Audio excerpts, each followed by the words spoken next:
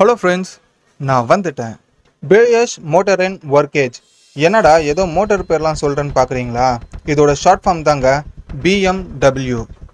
சிறந்த கார் டிசைனர்ஸை வச்சு கார் டிசைன் பண்ணுறதா இருக்கட்டும், மிகப்பெரிய மேனுஃபேக்சராக ஜெர்மனியை பூர்வீகமாக கொண்டு உலகத்திலேயே மாசாக சுற்றிட்டு வர இந்த BMW பற்றி தாங்க இந்த வீடியோவில் பார்க்க போகிறோம். எல்லா பணக்காரங்களும் தவிர்க்க முடியாத ஒரு பிராண்டாக இந்த BMW இருந்துட்டு தாங்க வருது.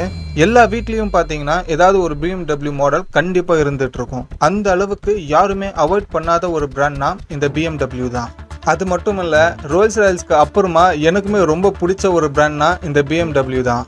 இந்த BMW பற்றி தான் சிம்பிளாக எல்லாருக்குமே புரிகிற மாதிரி இந்த வீடியோவில் பார்க்கலாம். வாங்க வீடியோக்குள்ளே போகலாம். And welcome to BMW.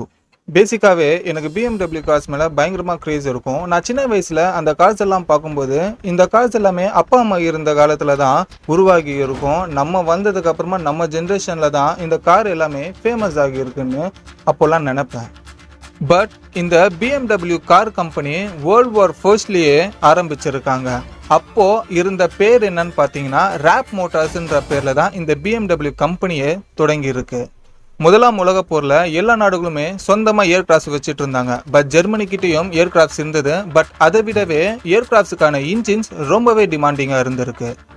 அந்த டைமில் இது தெரிஞ்சுக்கிட்ட ராப் மோட்டார்ஸ் ஓட்டோ ஒர்க்கேஜ்னு ஒரு கம்பெனி கூட சேர்ந்து ஃபர்ஸ்ட் வேர்ல்ட் வார்க்கு ஏர்கிராஃப்ட்ஸ்க்கு தேவையான இன்ஜின்ஸை உருவாக்குனாங்க. அந்த இன்ஜின்ஸ் மற்ற நாடுகளோட ஏர்கிராஃப்ட்ஸை விடவே ரொம்ப ஹைட்டாக பறந்துச்சு. அது மட்டும் இல்லாமல் சிக்கனமான எரிபொருளில் அதிக திறன் வாய்ந்த இன்ஜின் இது இருக்கிறதுனால இது உலகம் முழுக்கவே இந்த கம்பெனி பேசப்பட்டது. அப்போவே அவங்களோட பெஸ்ட் குவாலிட்டியை கொடுத்துருக்காங்க. முதலாம் உலக போரில் ஜெர்மனி தோத்ததும் வெர்சைல் பாண்டிங்க்கு கீழே ஏர்கிராஃப்ட்ஸ் உருவாக்குற எல்லா மேனுஃபேக்சரிங் கம்பெனியும் க்ளோஸ் பண்ணணுன்றது ஒரு அக்ரிமெண்ட் இருந்திருக்கு. அதில் BMW கம்பெனியும் மூடப்பட்டது. இன்ஜின் உற்பத்தியிலிருந்து வெளியில் வந்த BMW 1925 ஒரு மோட்டார் பைக்ஸ் உருவாக்கலாம்னு முடிவு பண்ணியிருந்தாங்க. 1937 144 மைல் ஓடுற ஒரு பைக் BMW மார்க்கெட்டில் லான்ச் பண்ணியிருந்தாங்க. இந்த ஜென்ரேஷனில் அது கம்மியாக இருந்தாலும் அந்த டைமில் அது ரொம்பவே ஃபாஸ்டான பைக்னு சொல்கிறாங்க. அந்த பைக் காமன் பர்பஸ்க்காக யூஸ் பண்ண முடியலன்றது ஒரு காரணத்துக்காக அதையும் மேனுஃபேக்சரிங்கில் ஸ்டாப் பண்ணாங்க BMW. என்னடா இது கால் வைக்கிற இடையெல்லாம் தண்ணி வெடியாக வைக்கிறாங்கன்னு யோசித்த BMW கார் பக்கம் அவங்க கவனம் போகிறதுனால கார் மேனுஃபேக்சரிங் ப்ராஜெக்டையும் தொடங்குறாங்க. அது மிகப்பெரிய வெற்றி அடைஞ்சதை பார்த்த அந்த குழு கார் உற்பத்தியில் தீவிர ஈடுபாடுகளோடு உலகம் முழுவதும் சந்தைப்படுத்தினாங்க. உலகம் ஃபுல்லாக இந்த BMW லோகோஸ் ரொம்பவே ஃபேமஸ் ஆனது. அந்த லோகோஸ் உருவான காரணம், முதலாம் உலக போரில் அவங்க ஏர்கிராஃப்ட்ஸுக்கு இன்ஜின் மேனுஃபேக்சராக இருந்தாங்க இல்லையா, அந்த இன்ஜின் மூலிமா சுற்றுற அந்த ஏர்கிராஃப்ட்ஸ்க்கு முன்னாடி இருக்கிற ஃபேன் ப்ரொப்பல்லர்னு சொல்லுவாங்க. அந்த ப்ரொப்பல்லர் தான் எங்களோட ப்ராடக்ட்ஸில் எல்லாத்துக்குமே லோகோவாக நாங்கள் யூஸ் பண்ணுறோன்னு சொல்லியிருக்காங்க. அந்த ப்ரொப்பல்லர் மூலியமாக தான் முதல்ல இந்த BMW ஆடும் கொடுத்துருந்தாங்க. சரி, அந்த லோகோவில் இருக்கிற கலர்ஸ்க்கு என்ன காரணம்னா, பெவரியன் நாட்டை தலைமையாக கொண்டு அந்த நாட்டோட கொடியில் இருக்கிற கலர் தான் BMW லோகோவில் இருக்குன்னு சொல்லியிருக்காங்க. நம்ம சேனலில் சப்ஸ்கிரைப் பண்ணாமலே நிறைய பேர் வீடியோ மட்டும் பார்த்துட்டு போயிடுறாங்க. அவங்கெல்லாம் கொஞ்சம் சப்ஸ்கிரைப் பட்டனை கிளிக் பண்ணிட்டீங்கன்னா ரொம்ப சிறப்பாக இருக்கும். என்னதான் நம்ம லோகோவை பற்றியோ அதில் இருக்கிற கலரை பற்றியோ பேசினாலும் BMWல முன்பக்கம் இருக்கிற அந்த கிரில் தான் மிகப்பெரிய அடையாளமாக அந்த நிறுவனம் பார்க்குது.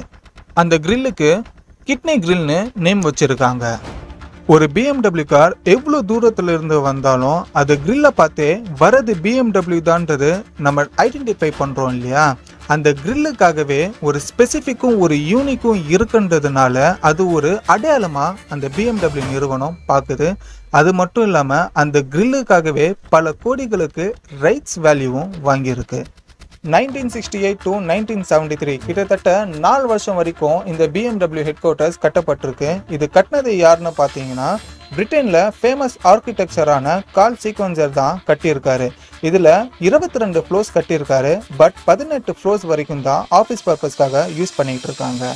இந்த பில்டிங்கோட எக்ஸ்டீரியர் டிசைன் BMWவோட 4 இன்ஜின்ஸை குறிப்பிடுற மாதிரி உருவாக்கி இருக்காங்க. அது மட்டும் இல்லாமல் 1990s BMW 1602Eன்னு சொல்லப்படுற எலக்ட்ரிக் கார் ஒன்று உருவாக்கி அதை செயல்படுத்தியும் இருக்காங்க. பட் அன்பார்ச்சுனேட்லி அந்த எலக்ட்ரிக் கார் அப்போ இருந்த பெட்ரோல் கார்ஸை விடவே ரொம்ப கம்மியான திறனோட இருக்கிறதுனாலையும் அதுல சில பிரச்சனைகளும் இருக்கிறதாகவும் கம்ப்ளைண்ட் வந்திருக்கு. அப்போ BMW உடனே அந்த மேனுஃபேக்சரிங்கும் ஸ்டாப் பண்ணிட்டாங்க.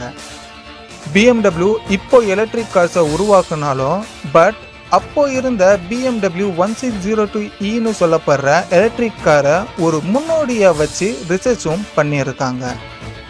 அதுக்கப்புறம் 1995ல எனக்கு பிடிச்ச ரோல்ஸ் ராய்ஸ் கார்ஸ் எல்லாமே BMWக்கு கீழே தான் செயல்பட்டுட்டு வந்திருக்கு. அது மட்டும் இல்லாமல் மினி கூப்பர்ன்ற ஒரு பிராண்டும் BMW டேக் ஓவர் பண்ணியிருந்தாங்க.